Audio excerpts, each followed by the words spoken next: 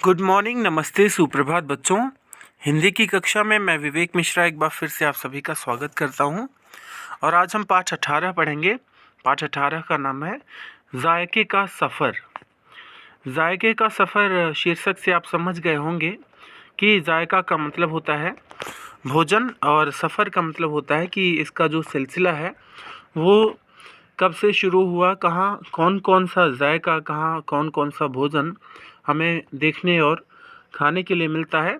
आज इन सभी विषयों पर व्यापक रूप से चर्चा करने के लिए हम इस पाठ को पढ़ेंगे। इस पाठ को पढ़ने से पहले आइए देखते हैं बातों बातों में हमसे क्या पूछा गया है। जी हाँ, यहाँ पर पहला प्रश्न है कि घर के खाने में और रेस्टोरेंट के खाने में क्या अंतर है।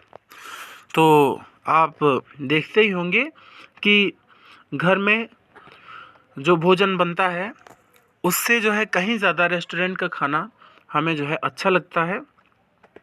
घर के खाने में जो है हमें थोड़ा उस तरह का स्वाद नहीं मिल पाता है जैसा हमें रेस्टोरेंट आदि के खाने में मिलता है। और यहाँ पर पूछा गया है कि रेस्टोरेंट जाने पर आप किस प्रकार का खाना मंगवाते हैं। तो सभी की रुचियाँ अलग अलग हैं। किसी को कुछ पसंद आता है, किसी को कुछ पसंद आता है। तो अपनी अपनी रुचियों के अनुसार आप समझ सकते हैं यहाँ पर कि रेस्टोरेंट जाने पर आप क्या खाना या किस प्रकार का खाना मंगवाते हैं। भोजन और शरीर का क्या संबंध है। भोजन का शरीर से बड़ा ही गहरा संबंध है और कहा भी गया है कि जैसा खाओ अन्न वैसा रहे मन। तो भोजन का शरीर से बहुत जो है गहरा संबंध है और इन्हीं संबंधों पर हम इस पाठ के अंतर्गत चर्चा करेंगे। आइए पाठ की शुरुआत करते हैं हम यहाँ से। सफ़र हमेशा से ही रोमांचित करने वाले और अविस्मरणीय होते हैं। अविस्मरणीय मतलब जो भूलने योग्य ना हो, हमेशा जो याद रहे। विशेषकर तब जब वह सफ़र हमारी जिह्वा के अनेक स्वाद तंतुओं को झंकृत करते हुए पेट के रास्ते आत्मिक संतुष्टि का अनुभव कराए। चौंकिए मत, क्योंकि यह सफ़र है स्वाद यानी जायके का, और यह सफ़र तब और विशेष हो जाता है जब जायका भारतीय संस्कृति की विविधता का स्वाद समेटे हो। तो आइए इन्हीं सभी स्वादों पर आधारित यह पाठ पढ़ते हैं और देखते हैं जायके का सफ़र। पाठ की शुरुआत यहाँ से हुई है। भारतीय भोजन यहाँ की परंपरा, सांस्कृतिक विविधता और अमृत तुल्य स्वाद का बेजोड़ संगम है। अमृत के समान, अमृत तुल्य मतलब अमृत के समान।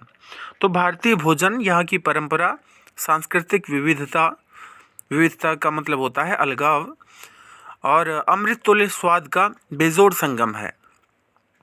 इस उपमहाद्वीप के प्रत्येक भौगोलिक क्षेत्र के व्यंजन और उन्हें पकाने की विधियाँ एक दूसरे से बिल्कुल भिन्न होना भारतीय भोजन की थाली को एक विशिष्ट रूप प्रदान करता है। अपनी इसी विशिष्टता के कारण भारतीय व्यंजन पूरी दुनिया में लोकप्रिय है। इसका उदाहरण है लगभग सभी बड़े देशों में मौजूद भारतीय भोजनालय, जहां सप्ताहांत मतलब वीकेंड, सप्ताह के अंत में, जहां सप्ताहांत या अवकाशों पर भोजन के लिए विदेशियों की भीड़ लगी रहती है। प्राचीन समय से ही भारत में आने वाले विदेशी व्यापारी यहाँ के व्यंजनों के इस तरह दीवाने हो जाते थे कि वे इन्हें बनाने की विधि सीख कर जाते थे और साथ ही यहाँ के गरम मसाले भी खरीद कर ले जाना नहीं भूलते थे। ब्रिटिश शासनकाल में सब्जी में विभिन्न मसाले डालकर बनाई कैकारी अंग्रेज़ों को इतनी पसंद थी कि उन्होंने उसे काट छाँट कर छोटा कर दिया और करी बना दिया। आज यूरोपियन देशों में करी भारतीय खाने का पर्याय बन गई है, दूसरा शब्द बन गई है। गौर करने वाली बात यह है कि भारतीय व्यंजनों की यह विविधता इन्हें पकाने की विविध शैलियों के कारण है। जब ब्रिटिश सेना ने भारत में पैर पसारे तो उनके रसोइये भी एक ही व्यंजन के इतने रूपांतरों से चकित रहते थे। रूपांतरों मतलब रूपों में विभिन्नता, वेरिएशंस। इससे जुड़ी एक कहानी और भी है। सेंट्रल लंदन के एक मशहूर रेस्तरां में काम करने वाले अनुभवी शेफ विलियम हेरोल्ड को ब्रिटिश सेना के एक उत्तराधिकारी के व्यक्तिगत रसोइये के तौर पर नियुक्त कर भारत भेजा गया। एक दिन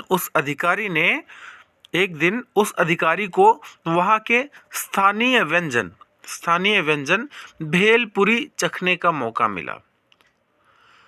उसे वह इतनी पसंद आई कि उसने विलियम को भेलपुरी बनाने की विधि पता लगाने को कहा। उसको वह इतनी पसंद आई कि उसने विलियम को भेलपुरी बनाने की विधि का पता लगाने के लिए कहा।